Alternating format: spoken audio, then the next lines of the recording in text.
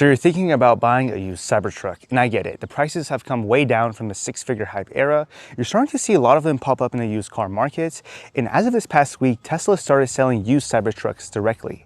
But here's the thing, it's not a normal used car. It's not a normal used Tesla for that matter, so buying one is completely different too. I purchased mine last year new, and I've lived with it, put real miles on it, and I've dealt with the quirks firsthand.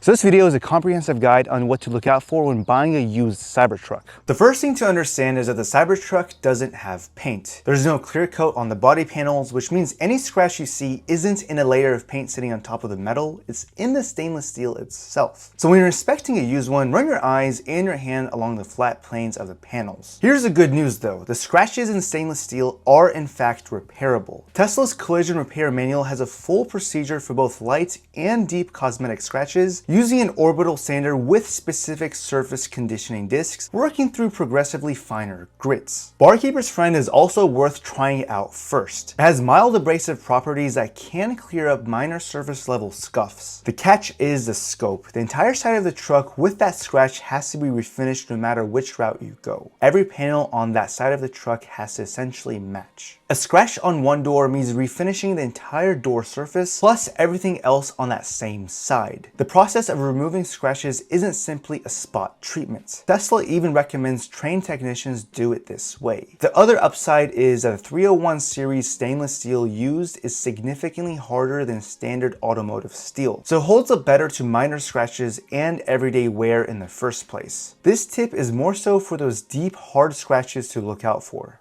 At some point, you'll probably see photos online or see it in person of little orange or brown spots on the surface of the Cybertruck. Don't panic and don't let it scare you off a good truck. Tesla addresses this directly in their owner's manual. The surface contamination is not the stainless steel itself rusting. It's iron-containing debris from the road, such as brake dust or rail dust, landing on the panels and oxidizing. Most of it comes right off with an IPA wipe or a pH-neutral wash. But if you've got a spot that's more stubborn, you're scrubbing at it and it won't budge, Tesla actually has a specific fix for this in a DIY guide. The recommendation is also directly from the lead Cybertruck engineer, which is to use Citrus Surf 77. It's a mild citric acid cleaner. The process is to wash and dry the panel first, and then apply Citrus Surf 77, saturating the whole area of the panel evenly. Let it work in and wipe it off and follow up with an IPA wipe. That's essentially it. Just don't use anything more abrasive than that on stainless steel. Now the reason why I personally have not dealt with any of this, the orange spots or the stubborn contamination, is because I ceramic coated my entire Cybertruck. Now I want to be clear, because ceramic coating a stainless steel truck is a completely different process from coating a normal car. There's no paint to worry about, but the prep work is different and the panel surface behaves differently. If you don't know what you're doing, it can go sideways. I made a full dedicated video walking through exactly how I did it step by step, and that video is linked in the description below. But the short version of why it's worth it is essentially because the ceramic coating creates a hydrophobic barrier that makes water and contaminants essentially sheet off instead of sitting on the surface, which is exactly what causes those iron spots to form in the first place. It also makes cleaning dramatically easier on a truck with no paint to protect. If you're buying a used Cybertruck and it doesn't have any kind of coating on it, it's something worth thinking about. This is a first generation vehicle built with brand new manufacturing techniques, and the early trucks show it. Uneven panel gaps, doors that don't sit perfectly flush, and interior trim that isn't quite aligned. Those were the common complaints on the earliest builds. So walk around the truck and look at the gaps between the panels, open and close every door and the frunk, and listen for rattles or wind noise on the test drive. Misaligned panels can let noise in at highway speeds. None of this is necessarily a safety issue, but it tells you how carefully that specific truck was assembled, and a truck that's been buttoned up properly is the one you want. The power tonneau cover over the bed is one of the truck's signature features, and on paper it looks like covered lockable storage that you could use like a trunk. Here's the reality that most people actually hate about it. The tonneau cover does not make the cargo bed waterproof. Water ingress can and does occur even in light rain, so don't store anything water sensitive under there. This surprised a lot of early owners who assumed the cover sealed the bed completely, but it actually doesn't. On top of that, there was a service bulletin issued in early 2025 addressing a defect on some trucks where the cover's water management channel was exposed when closed, which let even more water in than normal. So on any used truck you're looking at, it's worth confirming that bulletin was addressed. Check the bed itself for any signs of standing water, rust on the bed floor, or water staining around the edges. And while you're back there, operate the cover. It should open and close smoothly without hesitation or grinding. And the slats should sit flush with no obvious gaps when it's fully closed. The Cybertruck bed is genuinely useful, but go in knowing it's a covered truck bed, not a waterproof vault.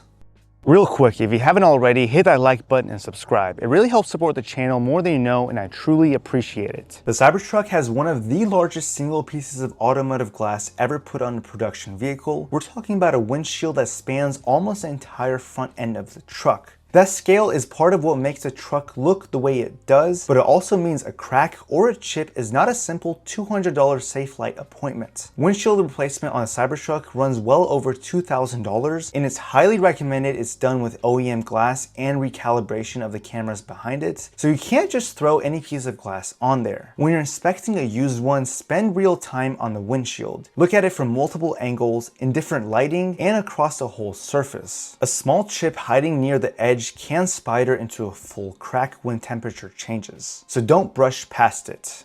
The good news is that Tesla does offer a windshield protection plan specifically for the Cybertruck at $35 a month, which covers one full replacement per year with unlimited chip repairs. If you buy a used one and do a lot of highway miles, that plan is worth running the math on, and one replacement pays for itself roughly every 5.5 years of the subscription. If you've ever shopped for a used Model Y, 3, S, or X, you know the headache of figuring out whether it has the older hardware 3 or the newer hardware 4 computer for full self-driving. The good news is that with the Cybertruck, that question doesn't exist. Every single Cybertruck ever built runs hardware 4 as of right now. So unlike the other used Teslas out there, you don't have to play detective on the hardware, and you don't have to worry about buying a truck that's already a generation behind on the self-driving computer. Every one of them is set up for the latest software.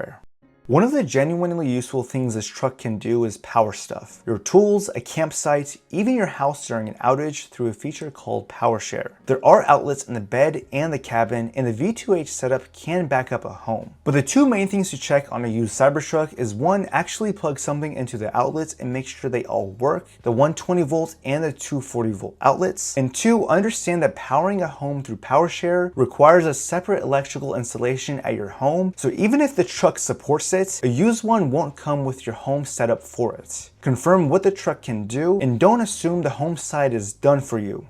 Now this one applies whether you're buying a new or a used Cybertruck. The moment you decide you're getting a Cybertruck, it's very tempting to start buying accessories. There's a lot out there, and it's easy to spend a few $100 to $1,000 before your truck is even in your driveway. Now don't do that yet. With a used Cybertruck especially, you don't know exactly what the previous owner already installed until you have it right in front of you. Some used Cybertrucks come with a solid set of accessories already installed or included, and you don't want to buy duplicates. Beyond that, the accessories market for this truck has gotten much better, but there's also still a lot of garbage mixed in. Stuff that looks right but isn't the best, or the fitment that's off, or just things you don't actually need once you've lived with the truck. Now lucky for you, I put together what I genuinely believe is the most comprehensive Cybertruck accessories video on YouTube right now, covering what's worth it, what isn't, and what to prioritize. Watch that video before you spend a single dollar on accessories. It's linked in the description below. You'll thank me later.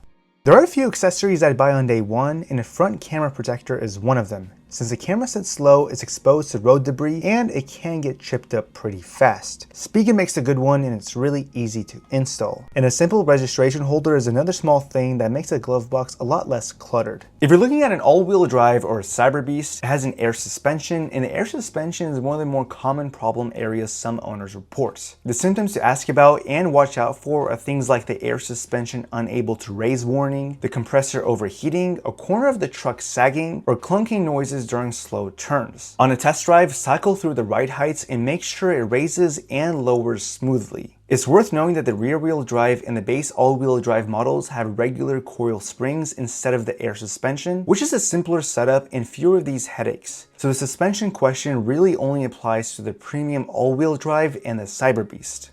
Like any used EV, you want to know the state of the battery, and the Cybertruck has a big one, a roughly 123 kilowatt hour battery pack. The quick way to get a ballpark is to check the estimated range. Look at what percentage the truck is currently at, note the miles it's showing, and do the math to what 100% would be. If the truck is showing 80% at 250 miles, your 100% estimate is around 312 miles, which on a truck rated at 325 miles, it tells you there's some degradation. Now the reassuring part of all of this is that the degradation on these tends to follow the usual Tesla curve. Most of the drop happens in the first 20 to 30,000 miles, and then largely levels off. Some degradation on a truck with miles is normal, and you just want to make sure that it's in line with the mileage and not falling off a cliff essentially.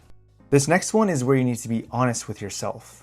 In normal, everyday mixed driving, the Cybertruck holds up well. Independent tests have actually been able to match Tesla's EPA estimated range of 325 miles. But the moment you're cruising at a steady 80 miles per hour on the highway, that number drops to around 280 to 290 miles in real-world testing. Now, cold weather knocks another chunk off of that, and towing can cut your range close to in half. None of that is unusual for a big electric truck, but if your plan is constant long-distance highway towing, go in with realistic numbers. For daily driving and the occasional road trip, it's a non-issue. For a work truck that lives on the interstate with a trailer, do the math first.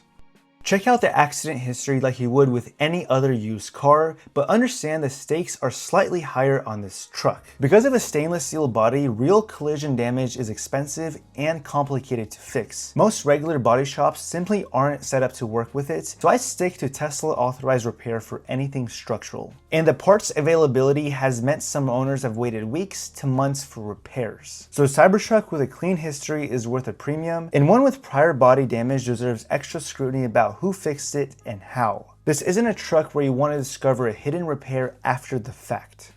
This builds on the accident point. If you're looking at a Cybertruck with a rebuilt or salvaged title, there's a specific thing to verify.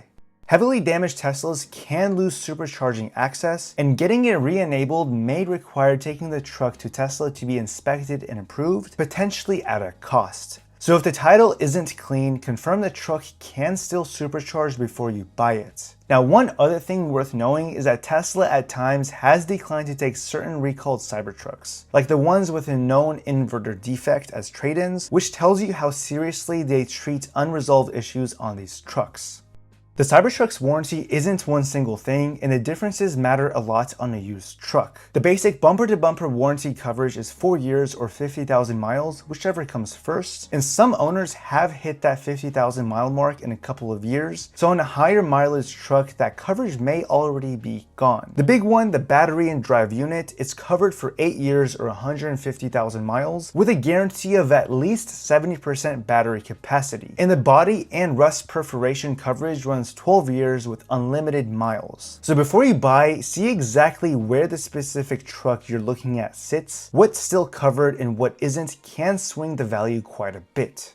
FSD is its own conversation now. As of early 2026, Tesla ended the option to buy full self-driving outright, and now it's a monthly subscription at $99 a month. This matters for the used market because the early Foundation series and some Cyber Beasts with the Lux package originally came with FSD included. The key is whether FSD actually transfers to you. If it was a subscription, it just cancels and it does not come with the truck. If it was included or owned on that vehicle, you will need to verify whether it carries over. Don't take the listing's word for it, confirm the truck has FSD, and then make your purchase decision.